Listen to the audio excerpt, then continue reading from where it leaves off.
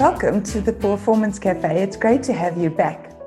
And today I have a great topic for us, and that is self-talk. And this is probably something that most people have heard and are quite bored of, but we actually just don't get it right. So I was busy preparing my coffee for our chat today, and I somehow forgot to put on the kettle, and of course poured cold water on top of the coffee, and I was like, that's terrible. You are such an idiot. Now, it is rather true that, really, when one makes coffee, you'd think that you remember to put on the kettle. But what happens is that we actually excel in making these pronouncements of ourselves. And what happens is our talk becomes our thoughts, and our thoughts become our actions.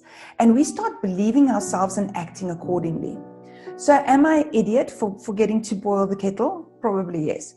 Is it worth me sending a message to myself that I am of no use whatsoever for making a fairly arbitrary mistake that is easy to fix? Doesn't cost the world. And when I did this, I thought, wow, we're back there again, because I have been battling. I can be a bit of a perfectionist. So I sometimes can battle my own self-talk quite a bit. And I thought, I've made such great gains, and here we are again.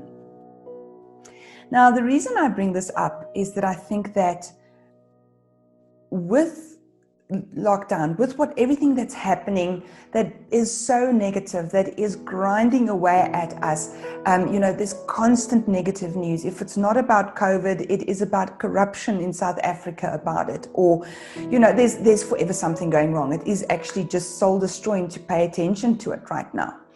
And what I found was that there's enough negative inputs from outside without us doing it to ourselves.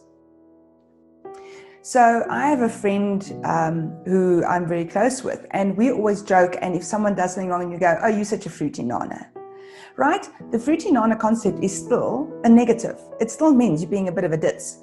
And even in those subtle messages, we reinforce the negatives on top of the background of COVID, where we've got all of these negatives in anyway.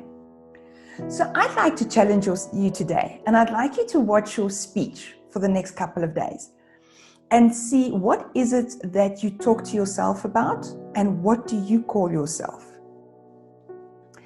And the interesting thing around it is, like with my coffee analogy, when you label yourself once again, but once you give yourself this very negative feedback, no matter how much you wrap it, in pretty playful words, I want you to think about what you did, what it would cost to fix, how easy it would be to fix, and whether it is worth your while to carry that. Because what happens is, especially on those days that we're off, then you're upset at yourself for messing up the coffee.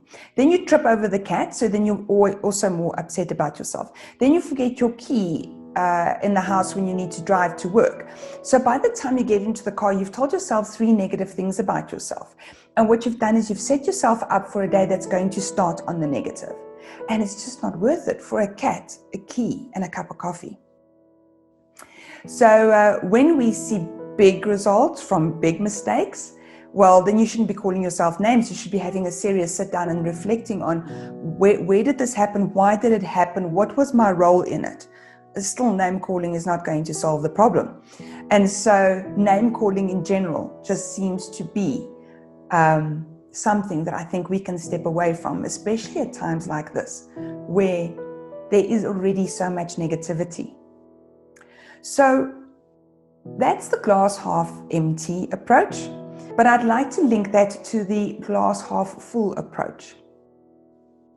So every time you want to say to yourself that you are negative, or that you've done something wrong, or that you're an idiot, or something like that, I want you to think of a gratitude that I have my own home that I can make coffee in, a gratitude that I have coffee and I have food. There are people who don't have it.